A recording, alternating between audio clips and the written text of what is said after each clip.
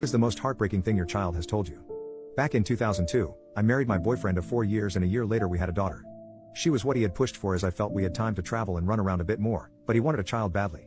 Of course, once I had her I could not have been happier and will always be grateful that I had her when I did. Fast forward to 2006, when I hit my limit on his constant cheating and decided to divorce him. I was miserable, had started to wander myself and knew this was no way to live. He pleaded for another chance and I said no. We divorced quickly and he started seeing another woman seriously immediately. I liked her, I unrealistically thought we could all be adults about this. She was an elementary school teacher by day and hostess by night. I wasn't bitter, but excited about my new life and wanted him happy, and I knew my daughter's time spent with him would be with women present, so I preferred him having a serious partner rather than random women. I knew he lacked the maturity and discipline to spend weekends alone with our daughter, yet loved her dearly.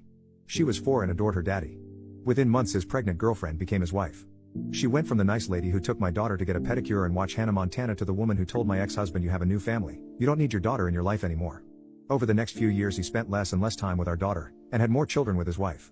My daughter loved going to spend time with her daddy, and she loved having 2 younger brothers.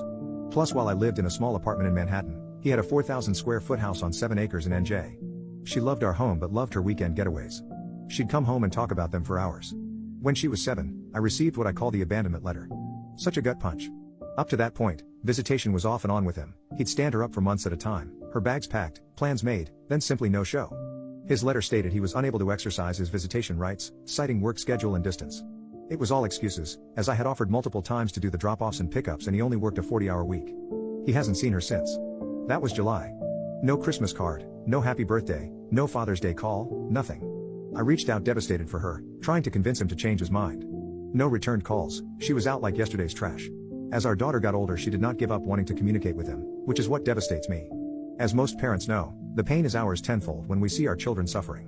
At 7 or so, she saved up a bunch of coins in her hot pink rhinestone purse and made a stop at a payphone so she could call him. "I don't want you to call him on your cell phone because he won't answer, let's call on this phone." She proceeded to put about $3 worth of change in to dial out of state and ask me for daddy's number. She dialed excitedly as if she had just thought of a new solution to her dilemma.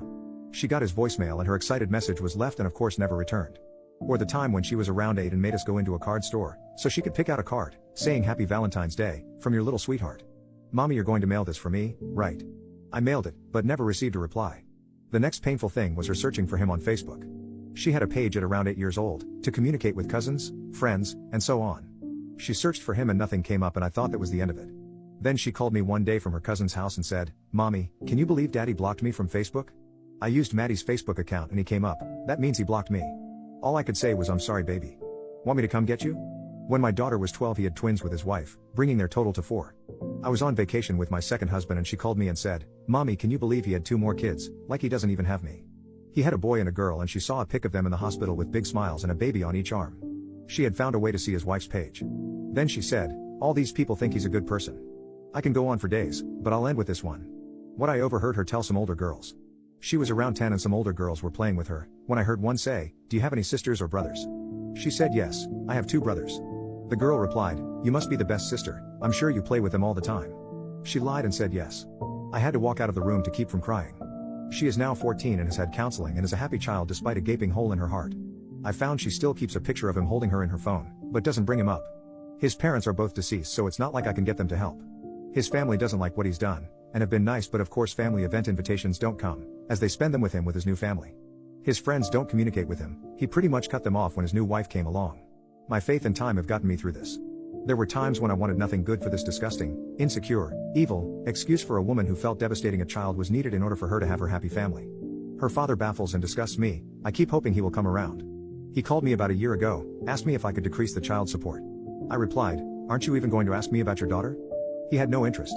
I said I would work with him, hoping in the back of my mind, he might change, but never heard back from him. Let the child choose to abandon you or take you back, they should never be the one abandoned.